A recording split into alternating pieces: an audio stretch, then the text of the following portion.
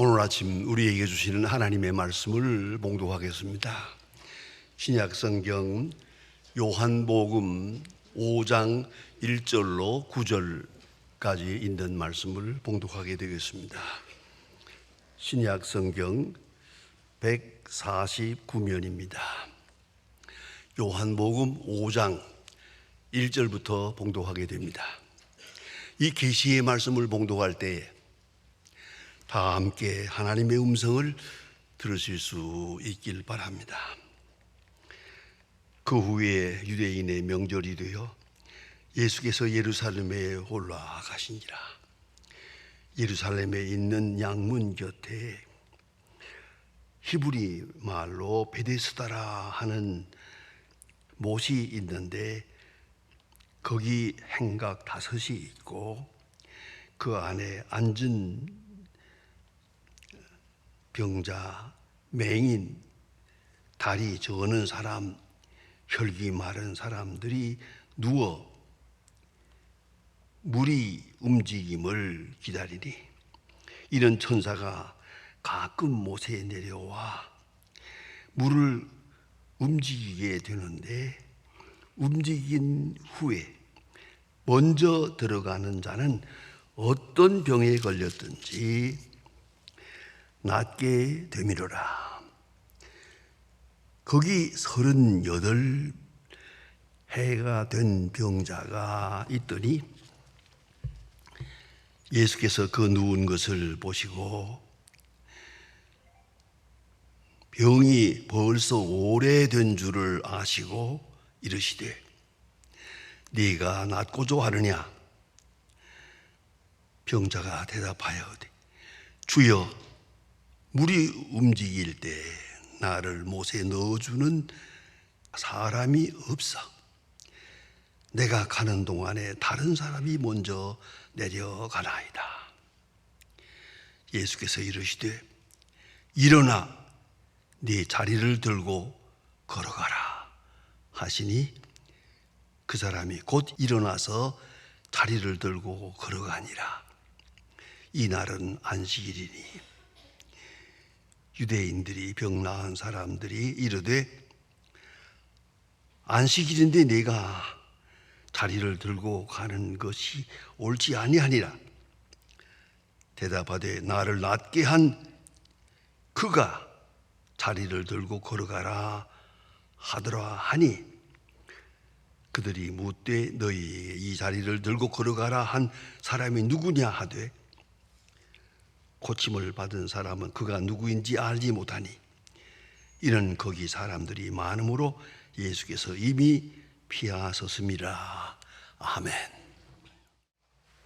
M. 도케이어라고 하는 교수님이 쓰신 저서의 그 제목이 특별히 마음에 좀 걸려드는 그런 저서가 있습니다. 영원히 살 것처럼 배우고 내일 죽을 것처럼 생각하라. 여러분, 영원히 살 것처럼 배우고 내일 죽을 것처럼 생각하라. 이런 제목의 책이 있습니다. 그 책 중에 여러 가지 귀한 말씀이 많이 있습니다만은 특별히 유대 사람들의 기도 내용, 기도 자세를 많이 연구해서 분석해 주는 그런 내용이 있습니다. 그 유대 사람들이 기도하는 기도는 히트파렐이다. 딱 한마디로 요약했습니다. 그 히트파렐이란 뭐냐? 하나님 앞에서 저울질하는 것이다. 내가 하나님 앞에 합당한가? 합당하게 살았나? 합당하게 말했나? 합당하게 생각했나? 하나님 앞에서 자기를 내놓고 저울질하는 것이다. 그것이 기도다. 이렇게 이스라엘 사람들의 기도를 깊이 연구하고 분석해서 우리에게 평가해 주고 있습니다.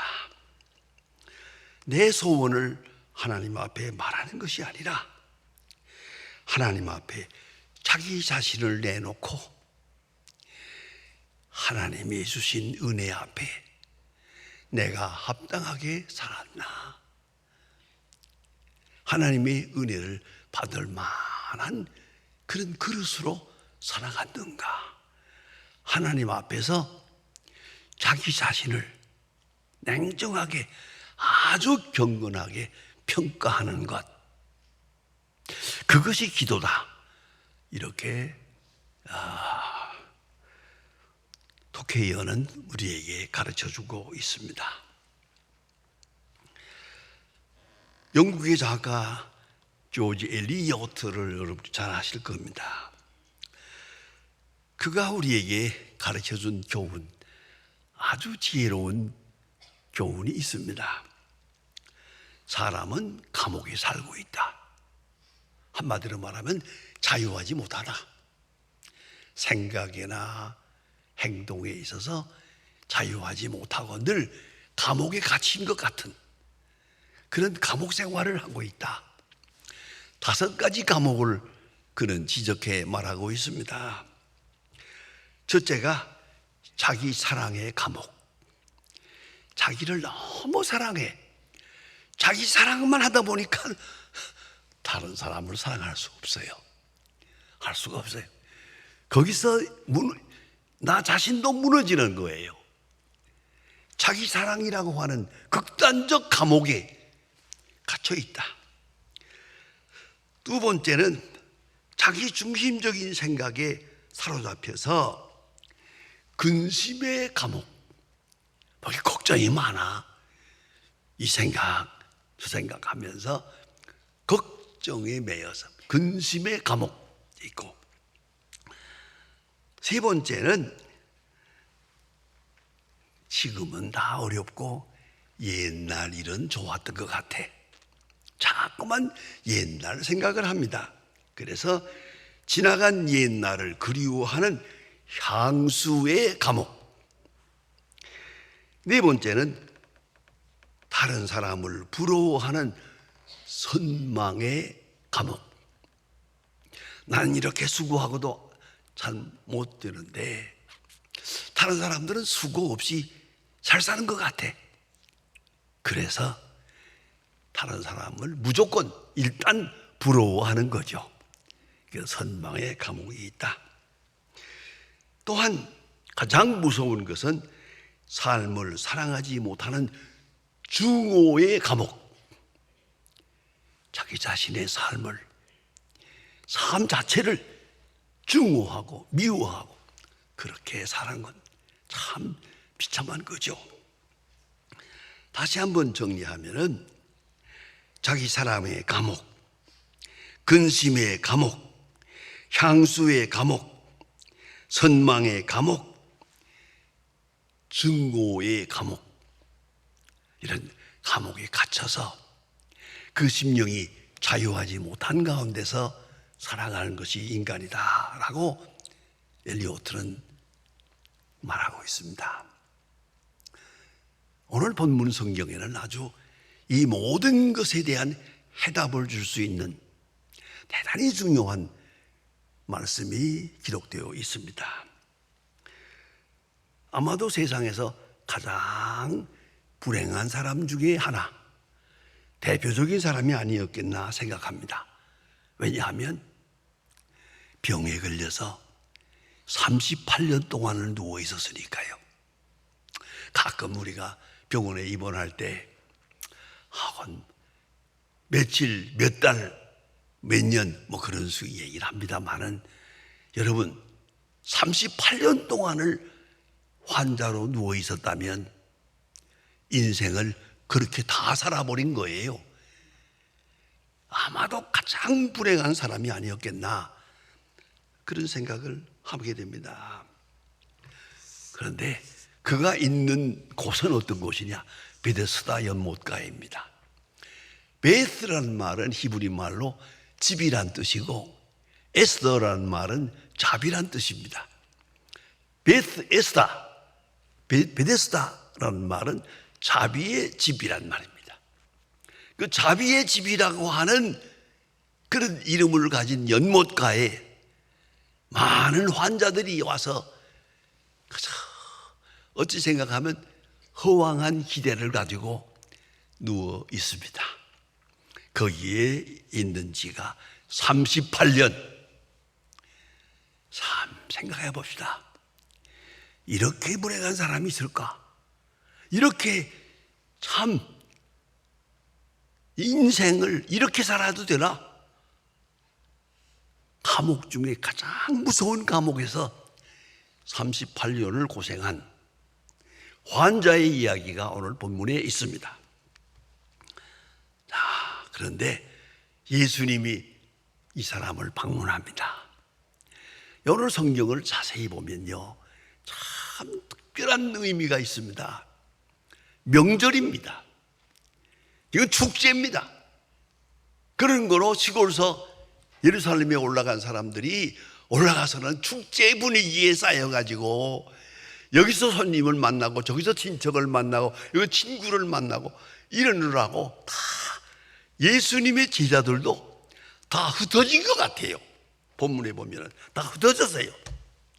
그래, 다 자기 나름대로 축제 분위기 속에 흩어졌는데 예수님은 바로 그 시간 혼자서, 오늘 본문에 언제나 12제자를 수행하고 다녔는데 이 시간만은 혼자서 베데스다 연못을 찾아갔습니다.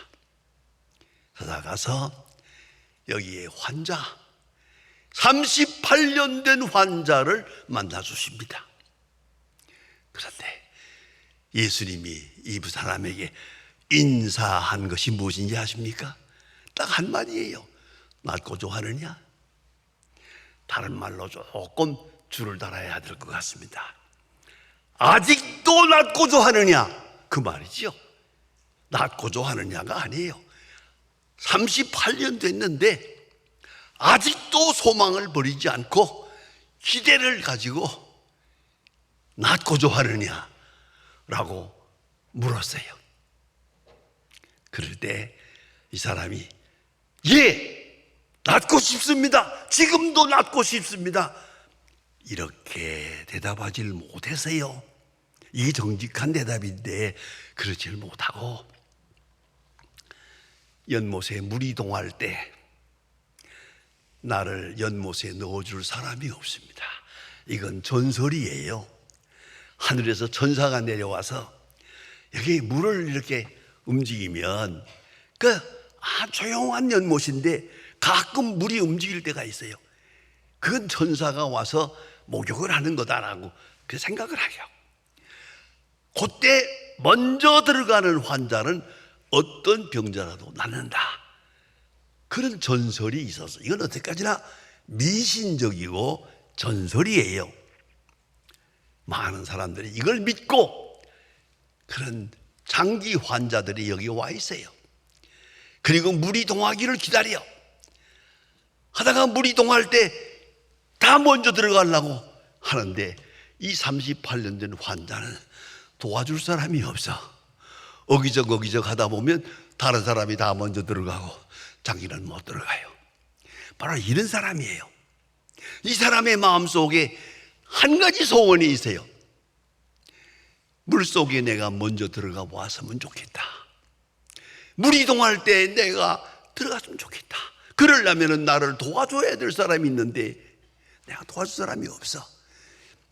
나를 도와주는 사람이 없습니다 라고 말하는데 헬라 원문대로 보면은요,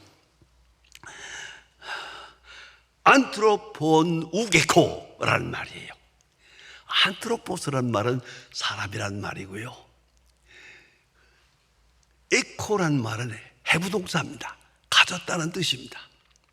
그러니까 직역을 하면은 한 사람이 없습니다. 나를 도와줄 한 사람이 없습니다. 내가 누워있다는 사실만 비참한 게 아니고 내 뜻을 알고 혹이라도 나를 좀 도와줄 사람 한 사람이 없습니다. 나를 이해하고 나를 위해서 수고해 줄 한 사람이 없다고 이렇게 말합니다. 예수님이 이 말씀을 듣습니다. 나는 한 사람을 헬라 원문대로 보면 가지지 못했습니다 예요. 영어로 번역하면은 I have not a man, I have not a man. 한 사람을 가지지 못했습니다. 세상에 사람이 이렇게 많아도 나를 도와줄 사람 한 사람을 내가 가지지 못했습니다. 당신이 그 한 사람이 되어 주시길 바랍니다. 이 사람의 소원입니다.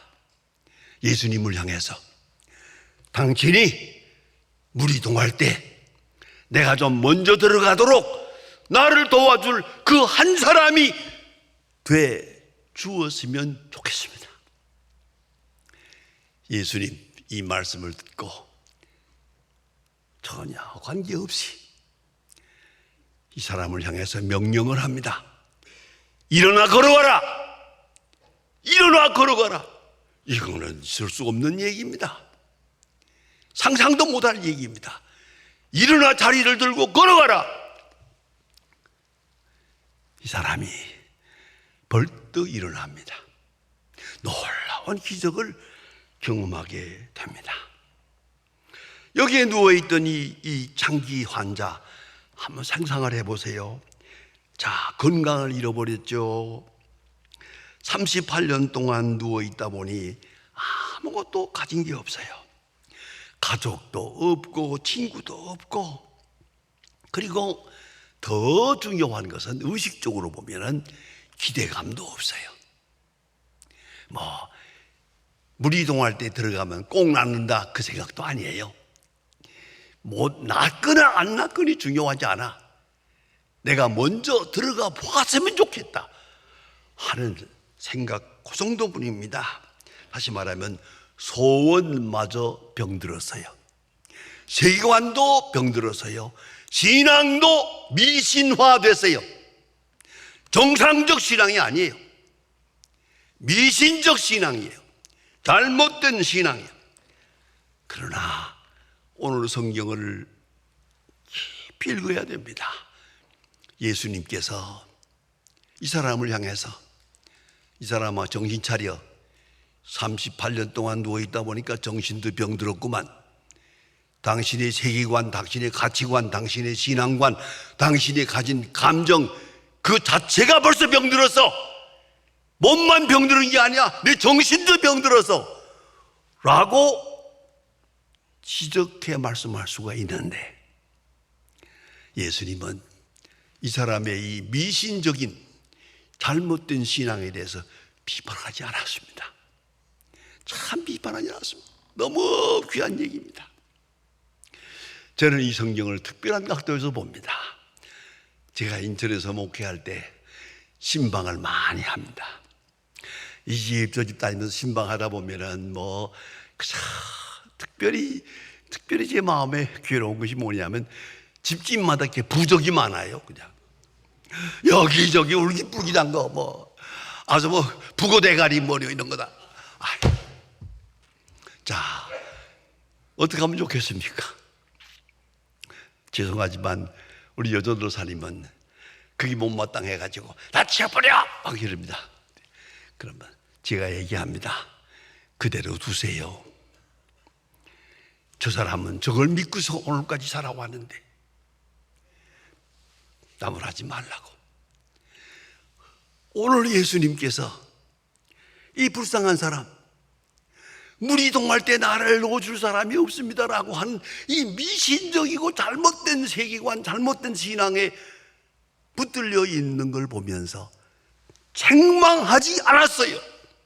그것도 병이니까. 몸만 병이 아니에요. 정신도 병이요. 세계관도 병이요. 철학도 병이요. 인생관도 병이거든요. 이 병리적인 상태에 병들어 있는데 예수님 꾸짖지 않았습니다. 말씀도 하지 않았습니다. 야, 이 정신 차려라 말씀하지 않았습니다. 여기 쓸데없는 그런 생각을 하고 있네요. 아니오시다. 딱 한마디 말합니다. 일어나 걸어라. 여러분, 대단히 귀중한 말씀입니다. 모든 것을 극복하고 이제는 내 믿음이 아니고 내 세계관이 아니고 내가 명령을 한다. 말씀이 명령하고 계시다. 말씀에 따르라. 일어나라. 걸으라. 벌떡 일어납니다. 여기서 엄청난 역사가 나타납니다. 놀라운 것은 이 38년 된 이 병리적인 환자에게 꾸짖지 않으셨다는 겁니다. 그리고 명령하십니다. 선포하십니다. 일어나 걸어라. 그때 이 사람이 지금까지 가졌던 생각 다 버리고, 예를 들면 그 쓸데없는 소리 하지 말고 나애가 물에 들어가도록 좀 도와주세요 라고 자기 고집을 부리지 않고 일어났습니다. 지금까지 가졌던 모든 생각 싹 버리고 일어납니다. 하나님께서 아브라함에게 고향을 떠났습니다. 왜 떠나라, 어디로 가느냐 묻지 않았습니다. 이것이 신앙입니다. 우리가 가졌던 모든 잘못된 생각, 불안과 공포와 근심과 걱정과 잘못된 세계관, 가치관 다 잊어버리고 주님이 하시는 말씀에만 초점을 맞춰요. 일어나라. 가라. 가는 거예요. 그러지 말아야 합니다. 오늘 성경을 좀 더 계속해 읽으면 재미있는 장면이 나와요. 바로 이날이 안식일이었어요. 보따리를 들고 걸어가니까 사람들이 저 사람이 안식일 범한다고 또 시비를 벌이는 사람이 있습니다. 그러나 이 사람 대답하는 말 보세요. 날들어 일어나 걸어라 말씀하시는 분이 걸어라 하니까 걷는 거예요. 안식인지 뭔지 알 바가 아니요. 나는 대답합니다. 담대하게 대답합니다. 이것이 얼마나 이스라엘 사람들에게 또 엄연한 큰 잘못도 되고 죄가 된다는 것도 모릅니다. 알 바가 아닙니다.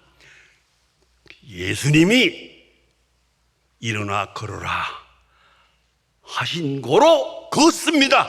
끝. 주님의 말씀에 대해서 깨끗한 순종을 합니다. 사람들이 어떻게 말할까?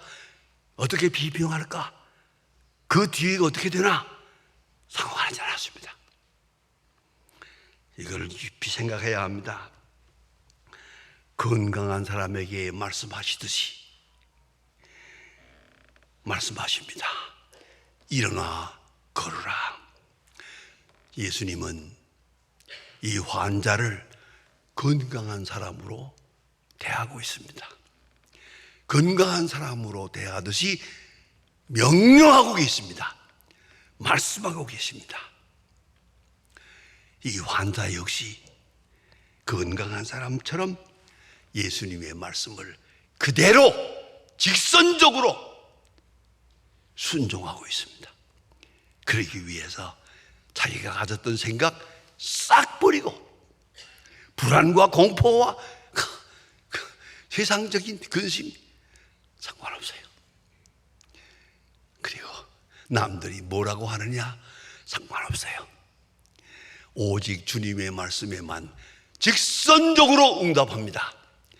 날들어 일어나 걸어가라 하신 분이 가라 하기 때문에 가는 겁니다. 안식일인지 아닌지 알 바가 아니요. 그건 문제가 아닙니다. 내게 말씀하신 대로 내가 순종합니다. 이것이 믿음입니다. 오늘 이 베데스다 연못가에 있었던 38년 된 환자가 새 생명을 얻었습니다. 새 소망을 얻었습니다. 새 능력을 얻었습니다. 그것은 엄청난 믿음이요 순종이요 믿음의 열매였습니다. 기도하십니다. 하나님 아버지, 저희들을 오늘도 주 앞으로 불러주심을 감사합니다. 우리가 오랫동안 세상에 살며 세상에 휩쓸려서 알게 모르게 우리의 가치관, 우리의 생각, 우리의 세계관 다 병든 때가 많았습니다. 그 어느 하나 병들지 않은 것이 없는 상처난 심령을 가지고 주님 앞에 섰습니다. 주여, 이제 원하옵는 것은 주께서 말씀하시는 대로 일어나 걸어라 할 때 아무 의심도 없이 깨끗한 마음으로 순종해서 주의 영광을 드러내게 하시고 주의 생명력을 시비하게 하시고 주의 능력의 사람으로 살아갈 수 있게 하옵소서. 38년 저 환자가 새 생명을 얻은 것처럼 우리가 항상 새 생명으로 살고 새로운 능력으로 승리 생활하게 하옵소서. 예수님의 이름으로 기도합니다.